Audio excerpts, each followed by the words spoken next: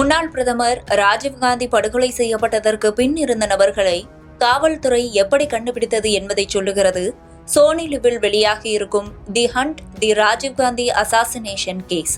ராஜீவ்காந்தியின் படுகொலை சம்பவத்திற்கு மூளையாக இருந்தவர் சிவராசன் தான். இந்த தொடர் ராஜீவ்காந்தி கொலையை மையப்படுத்தியதுதான் என்றாலும் அதையொட்டி நிகழ்ந்த பல்வேறு விஷயங்களை பட்டும் படாமல் பேசியிருக்கிறார்கள். விசாரணையை தாமதப்படுத்த நரசிம்மராவ் எடுத்த நடவடிக்கைகள் முதல் தமிழக மக்கள் இதை எவ்வாறு அணுகினார்கள் என்பது உட்பட பல விஷயங்களை பதிவு செய்திருக்கிறார்கள். அதில் முக்கியமானதொரு விஷயத்தை போகிற போக்கில் சொல்லிச் சென்றிருக்கிறார்கள்.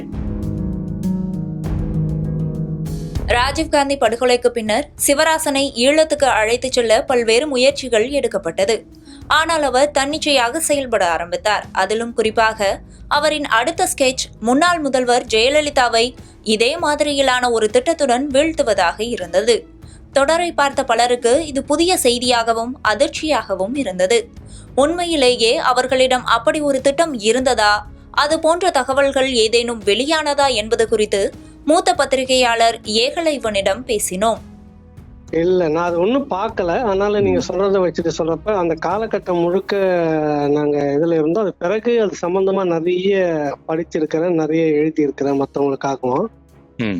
இது தொடர்பான நிறைய அன்னைக்கு இருந்த சிபிஐ அதிகாரி மறைந்த ரகோத்தமன் அவர்கள் கூட பேசியிருக்கிறேன். இன்னும் மற்ற அதிகாரிகள் எல்லாத்தையும் நான் கலந்து பேசியிருக்கேன். அந்த காலகட்டத்துக்கு பிறகு இப்படி ஒரு திட்டம் இருந்ததா இது வரைக்கும் யாரும் எனக்கு சொல்லல. எனக்கு அந்த மாதிரியான இது எனக்கு தெரிஞ்சு நான் டிராவல் ஆகியிருக்கிறேன். கிட்டத்தட்ட அது சம்பந்தமா ஒரு 3 பேருடைய புத்தகத்தை எழுதியிருக்கிறேன்.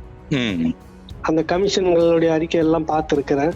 ரகோத்தமன் அதுபாடு வந்துட்டு இன்னும் உங்களுக்கு நெல்லை ஜெபமணி அந்த இன்வெஸ்டிகேஷன் ஆபீசரா ஒருத்தரா இருந்துட்டு பிறகு வெளியில வந்தாரு. பெங்களூர் ரங்கநாத் அவர்கிட்ட நான் மணிக்கணக்கா பேசியிருக்கேன், நேர்காணலை எடுத்திருக்கிறேன். அவர் இந்த எல்லாமே வந்து சந்திராசாமி சுப்பிரமணிய சாமி இவங்க நெட்வொர்க் அந்த ஆசிரம நெட்வொர்க் இருந்ததுன்றதை மட்டும்தான் எக்ஸ்போஸ் பண்ணிருக்காங்க. அதெல்லாம் சோனியா காந்தி கிட்டே சொல்லி இருக்கிறாங்க. அப்படிதான் எல்லாமே வந்திருக்குது. உங்களுக்கு அதுக்கு முன்னாடி ட்ரையல் போனாங்க, டிபி சிங் கூட்டத்துக்கு ட்ரையல் போனாங்கன்றது வரைக்கும் இவங்க சொல்ல வராங்க. எல்லாம் அந்த இருக்குது. ஆப்டர் ராஜீவ்காந்திக்கு பிறகு வந்து ஜெயலலிதா அப்படின்லாம் கிடையவே கிடையாது. குறிப்பா இயக்கம் வந்துட்டு இன்னைக்கும் நிறைய விஷயங்கள் சந்தேகங்கள் வந்து இருக்கிறது. என்னன்னா இது முழுக்க முழுக்க அவர்கள் செய்தார்களா அப்படின்னா இல்லை அப்படின்றதுக்கான எவிடன்ஸ் நிறைய இருக்கு. இது வரைக்கும் வந்த புத்தகங்கள்லயே இருக்குது.